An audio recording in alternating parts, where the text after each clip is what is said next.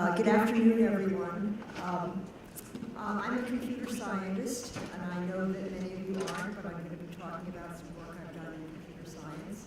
I was really lucky. I got into the field of computer science very early, and at the time that I started off, people really didn't know very much about how to build software that worked.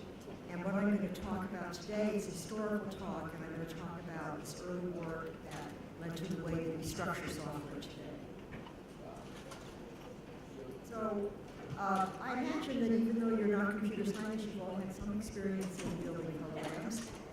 The programs that we use commonly today are huge. There are millions of lines of code. They do really complicated things. They're often parallel, they're often distributed, and it's very hard to understand how to manage software of that size and how to design and implement that software. In the early days of computer science, we didn't know how to do anything. And as I said, I was lucky enough to be in there at that time. It was both wonderful and scary, because it was wonderful because there was everything waiting to be done. It was scary because nobody understood anything, and so it was sort of searching in the dark. Now, one of the areas of computer science where tremendous progress has been made is in the area of algorithms and data structures. So in the days when I started, if you wanted to have an efficient data structure for searching, you often had to invent it yourself. And today, they're in textbooks, they're in libraries. You don't have to spend your time trying to figure out how to do one of those things. You just have to make sure that you're aware of what the options are and choose the one that fits your needs. However, even when you have all these sort of tools and power around, it doesn't solve the basic problem of building a new software system, because the basic problem is that you have to come up with a design for the software that fits your needs. Inside this design, there will be parts where you will use these wonderful algorithms and data structures that have already been invented, but you have to figure out an overall structure for your system that will make it all work out. And the work that has been done to figure out how you do that, how do you organize your software, that is a subfield of computer science called programming methodology.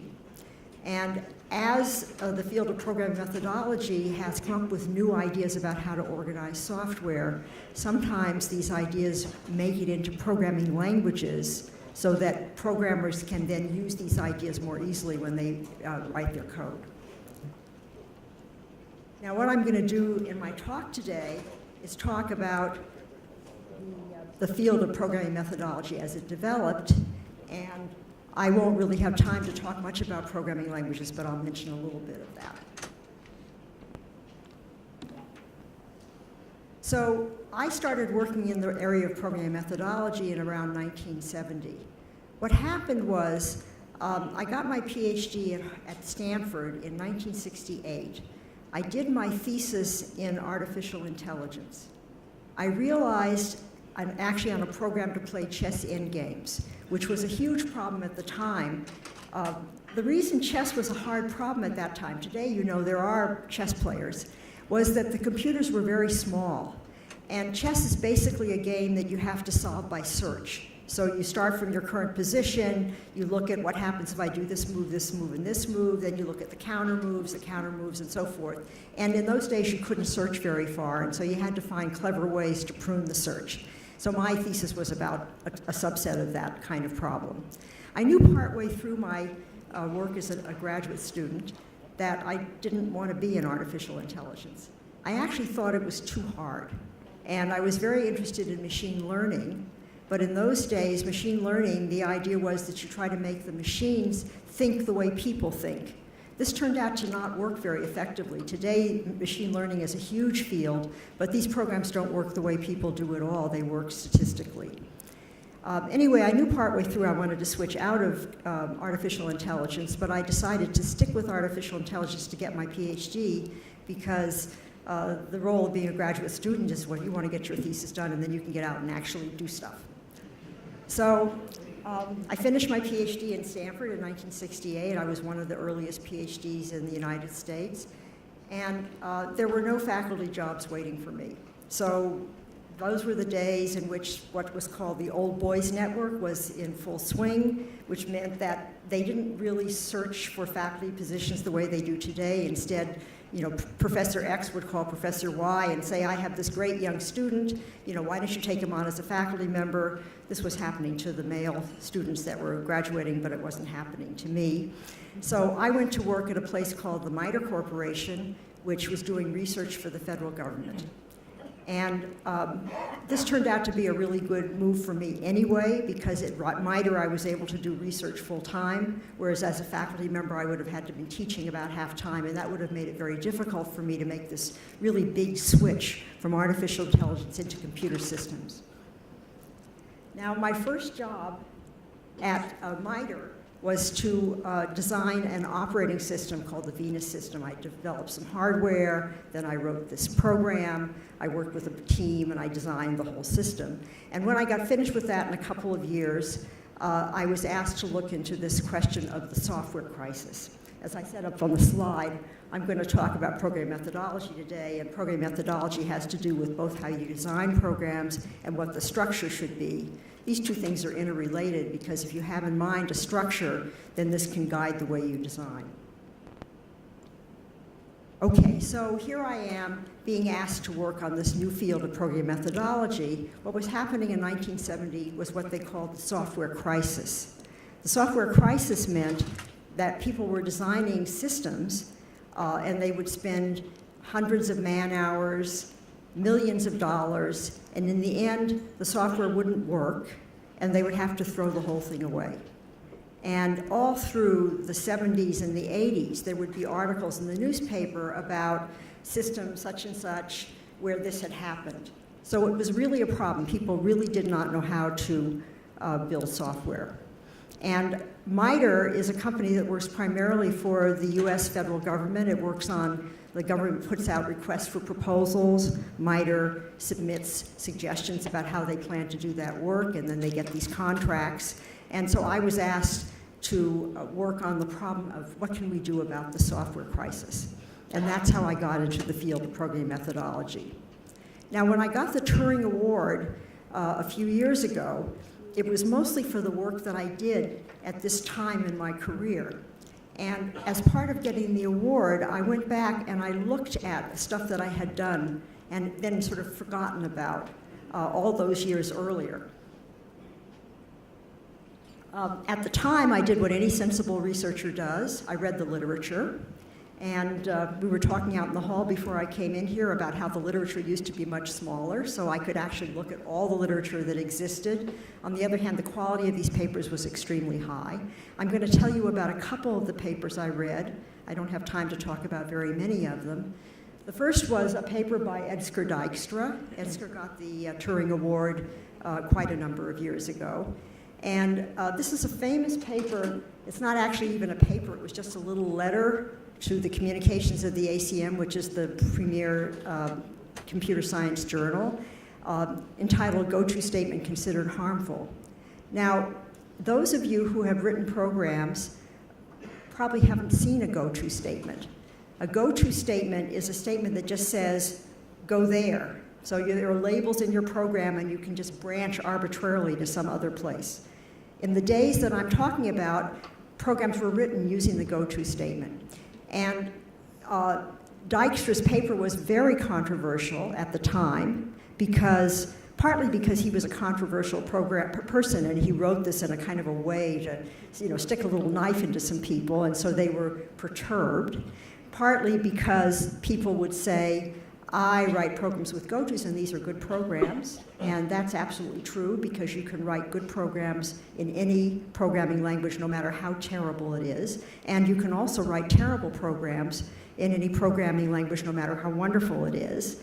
But it does help if you have a programming language that's sort of moving you in the right direction. Now, what Dykstra said in this paper was actually more about thinking about software. And at the time, software people were not held in high esteem. They were thought of as being, slavies working in the back.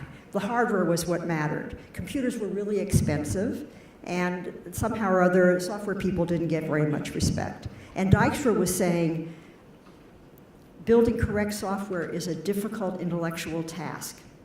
And the reason it's hard is because to reason about the correctness of your program, you work from the text of the program, which is a static thing.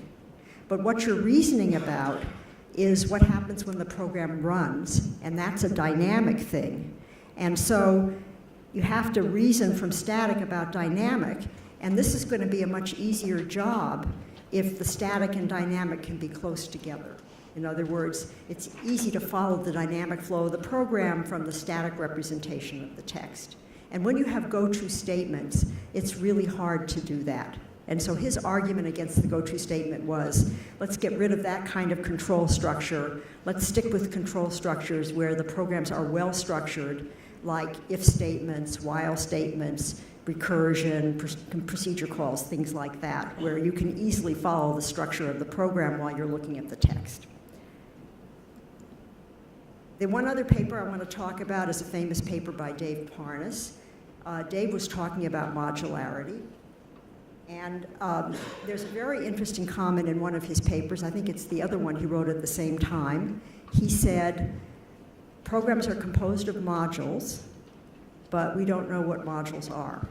And this is, in fact, a statement about what life was like at the time. People tried to break their programs up into modules, pieces of code, but they really had no idea how to do this, and there was just no organizing principle about what a module should be, other than that we have a lot of people working on this project, we want them to be working on separate things, so we need to divide things up so that they can be working on separate things. And what Parnas said in this paper was that in order for modularity to work, we have to have some idea of what modules are doing. So we have to get this idea of the connections between the modules, because the idea of the modules, I got module here, module there, they use one another. In order for us to understand how the whole thing is working, we have to understand all those connections. Okay, so now what I'm going to do is I'm going to talk about modularity from a modern perspective. Okay, so a program is a collection of modules. This is absolutely true today. A module has an interface, which is described by a specification, and then it also has an implementation.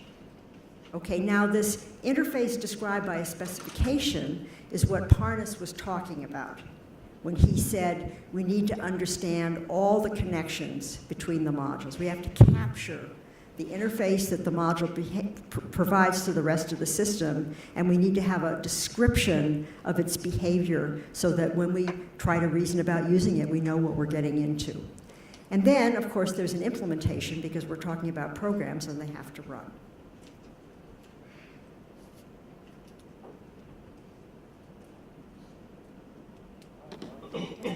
Yeah, right, and I had an example, and this was about the kind of example that was understood at the time. A sort routine is a module. You know that when it returns, the elements of the array have been changed into sorted order, and there can be an implementation, there can be many implementations, and you really don't care about the implementation when you're thinking about how to use the sort routine. Okay, now once you have that specification, then you can reason about the correctness of your module. And you can do that locally. So a module's implementation is correct if it satisfies the specification. And in doing that reasoning process or proof, you may encounter the use of other modules, but there you reason about what they do by using their specifications. So this is really very much like the process of proving theorems. If you think about it, the module has a statement, it's a theorem or a lemma. Inside, it might make use of lemmas, and you can reason about the correctness of the module just using its text and the statement of what it's supposed to do, and then you can use these lemmas, the statements of what these other pieces do, as part of doing that proof. So this gives you a locality principle, which is extremely important. So what you get out of modularity are three very important things. First of all, you get this notion of local reasoning. So I can reason about the correctness of my millions of lines of code, one module at a time. That's extremely important. I also get modifiability. What that means is if I don't like the way this module is implemented, I can throw away that implementation, produce a new one, and I don't have to worry about whether it will interact properly with the rest of the program. If it satisfies its specification, and if the rest of the code was implemented using that specification, then you're good to go. And then, of course, it also gives you a way of breaking up the work so that different people can be working on different modules. But now with the specifications, you have a hope that the whole thing will come together well. Okay, so the situation in 1970, though, when I was doing this work, as I said, people really didn't understand modules. They knew that procedures were useful, but they also knew procedures weren't anywhere near powerful enough to capture the kind of stuff that we wanted to do. And so, for example, a file system isn't a procedure, it's something more powerful, and yet clearly it's a module that we'd like to use in designing a computer system. Modules weren't even used all that much in any sort of principled way. They were often just blocks of code. So the first 1,000 lines was a block of code, and the second 1,000 line was a block of code. That didn't lead to very well-structured programs. And the connections between them were often very complicated. So I read these papers and a whole bunch of others, and as I was reading them and thinking about the problem, I realized that I had invented a programming methodology in my earlier work at MITRE, where I had implemented this Venus system. Venus was a little multi-programming system, and I was very worried when we designed it. I had a small team of programmers that we wouldn't be able to get the system to work properly in a small space of time. And so I decided to design the system in a way that was different than the way people were building software in those days. In those days, there was an idea that you had a big global state for the system. And then you had pieces of code, the modules. And the modules interacted through this global state. And that's, in fact, where the complicated connections were coming from. There was sort of no control over who could use what piece of the global state. And the connections that Parnas was talking about, he was trying to get at that problem of how do I control this sort of uncontrollable interactions that you saw between the modules. What I did in Venus, I wrote up that design methodology. What I did in Venus was I partitioned the global state. And I said, no, we're not going to do stuff that way. We're going to take that global state, we're going to divide it up into separate pieces. Each piece will belong to one module.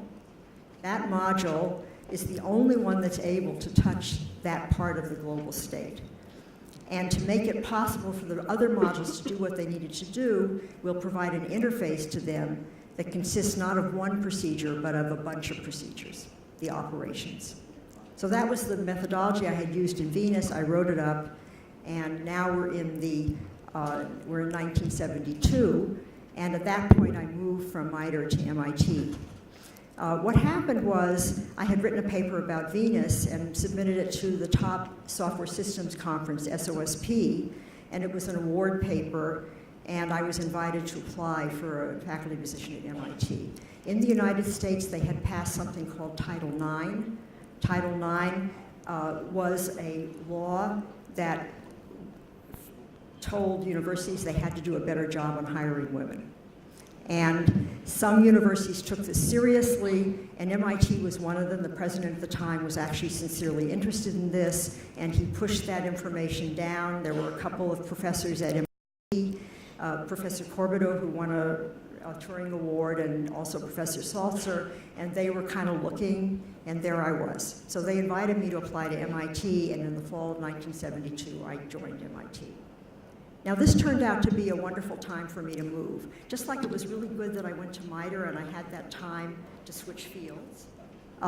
Then I went to MIT, and at MITRE I would have been asked soon to work on some other problem because they kind of went along with whatever the government had out as an RFP.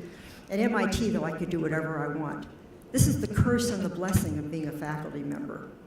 You know, the blessing is I can do whatever I want. The curse is I have to figure out what this is. So I went to MIT, and I was really ready for it because I was absolutely fascinated by this problem of how do we design programs that work. And so I was thinking about this night and day. I mean, really, all the time. Now, my way of doing work is, I don't work all the time. I go to work in the morning, I work, 8 or 9 hours, I go home at night, I think about other stuff.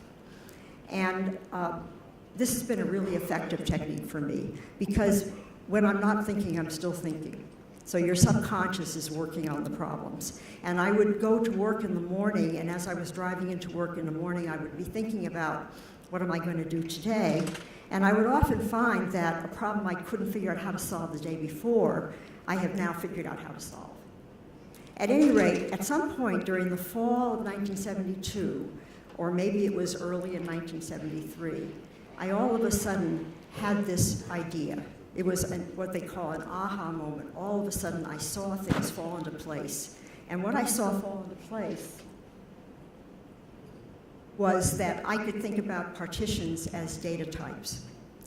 Okay, remember I had those partitions in the design of my Venus system where I had divided up the global state and made these rules about how you could access it.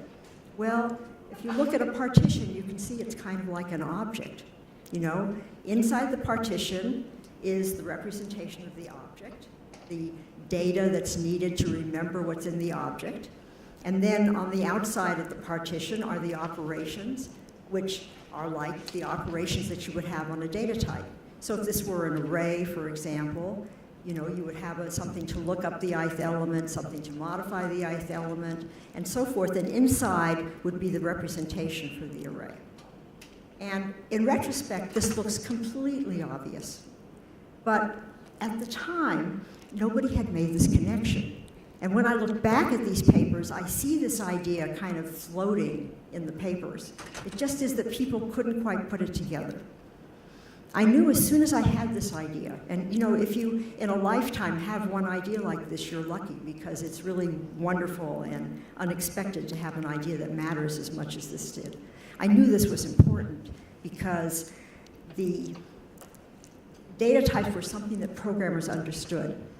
And one thing I neglected to say earlier was I was thinking about this problem because I realized there was a huge gap between what was written in the papers and what people were actually using in writing their code. You would read these papers, they would give you examples, you would say, oh yes, this is obvious the way you want to go. But then when you would try to move from that paper to your own problem, it wasn't at all clear what you should do. And linking this to data types made it much closer to the real thing that programmers dealt with. So programmers already understood data types, moving from the data types in a programming language to ones they invented themselves. That's like moving from the instructions in the programming language to procedures. So this was something they were accustomed to. So having this extra tool in their toolbox I knew was going to be really important. Okay, so that was my idea in the early time of 1973. And then I began exploring what this idea really meant. And I started to work with a graduate student named Steve Zillis, who had some similar ideas. And Steve and I read a bunch of papers, and I'm only going to tell you about a couple very briefly. This is a paper about Simula 67. Ole Johan Dahl and Tony Hoare wrote this paper. Both of them won Turing Awards. So it's kind of interesting, that I'm following in the footsteps of giants here. Simula 67 was a language for writing simulations, but it was also a language with hierarchy and inheritance, and it was very influential in the object-oriented stuff that was developed through the Smalltalk system. I looked at this and I wasn't really interested in it. I felt inheritance was a distraction, and I was very concerned about encapsulation, making sure that the inside of a module was hidden from the rest of the world. The other paper that was really interesting was this paper by Jim Morris. Jim Morris was interested in what makes modularity work, and he said there are two rules that you have to obey. The first one is that no program on the outside can modify the state on the inside of the module. This is clearly critical because if some program on the outside could modify the state, I wouldn't be able to reason locally about the correctness of the code of the module. But then he said, in addition, no program on the outside should even look at the internal state. This one is less obvious, but the reason it matters is because if you wanted to switch out this implementation and replace it with another one, but the program on the outside has seen details of this implementation. You won't be able to do it. And then he tried to explain how you might actually enforce this. And his technique for enforcing it was very expensive. It was basically akin to encryption. So no one would actually use an idea like that in practice. And in fact, what was going on at this time was we had this general idea of what abstract data types ought to be, and we knew that we would like some kind of enforcement by the programming language or the runtime system. But the question was, how could you accomplish this? And so that's what we were really thinking about. How could we accomplish this? So Steve and I worked together, and my memory of the summer of 1973 in Cambridge, Massachusetts, was that it was sunny all the time, because Steve and I used to meet outdoors for lunch every day. By the way, in Cambridge, Massachusetts, it's not sunny all the time, and what this actually shows you is the unreliability of memory. But we met outside whenever we could, and then we would separate and work independently, and then we'd get back together again the next day and talk about it. And by the end of that summer, we had kind of pinned down the basic ideas for data abstraction. We wrote that up at the end of the summer of 1973. And that paper laid out the basic ideas as a sketch of a programming language. Okay, now, it's now the fall of 1973. And what happened in the fall of 1973 is I picked up 3 non-graduate students, Russ Atkinson, Craig Shafford, and Alan Snyder. My memory is that they all wanted to come work with me. I talked to Russ about this a few years ago, and he said, oh no, that's not what happened. He said, what happened was you were my academic advisor, I didn't know where to go, and you said, why don't you come work with me? At any rate, these 3 students working with me, we were the designers of the CLUE programming language. And I don't have time in this talk to explain. Oh, this is a picture of me and Jack Dennis. This is 1974. Okay. So I never was the person who took pictures of my research group. I'm really sorry about that in retrospect. So I don't have pictures to show you, but this is one picture from the time. And Jack was he's a hardware person, and he was very interested in the CLUE design. Okay, I don't have time to tell you about CLUE, and anyway, we would get deep into programming language stuff, and it would be not so interesting for those of you who are not computer scientists. But CLUE was really way ahead of its time. It had a mechanism for implementing data types, that's the clusters. It allowed you to build polymorphic things, so I could implement not just a set of integers, but a set of T, where T is an arbitrary type, and yet in a way that ensured that when used at runtime, this type satisfied whatever constraints were necessary to make the data type work correctly. It also provided an iteration mechanism, because many data structures are things you want to iterate over. And it also had an exception mechanism. And although this all seems to people who are in computer science all very pedestrian, it was all stuff that was sort of not done yet, and so we did that all at that time. Okay, now after CLUE, and this is now around 1979, I looked around for what to do next. And this is flashing, which I have a feeling means that they would like me to stop, so I'm going to stop in just a minute. And I actually jumped into the internet. And at that time, the internet existed. You could do remote file transfer, you could do email, but there was a dream that maybe you could write distributed programs. And I thought, nobody knew how to do that, so I thought, oh, what a great research opportunity. And so I jumped into distributed computing, which is where I mainly worked from that time on. But I still continue to work in program methodology, but unfortunately I don't have time to talk about any of that stuff. So I'm going to skip all these. And I just want to talk about this last couple of slides. So when I got the Turing Award in 2009, my husband was online every day looking at all the commentary that was on the internet. And as you know, the internet is not necessarily nice. So some things were nice and some things weren't nice. And one thing that he found on the internet one day was, what did she get this award for? Everybody knows this anyway. And this was not intended in a nice way. But actually it was a huge compliment, because the truth was, when I did the work, nobody knew it. And yet by the time I got the award, it had moved moved into the mainstream of computer science so thoroughly that everybody knew it. And so that was a wonderful thing.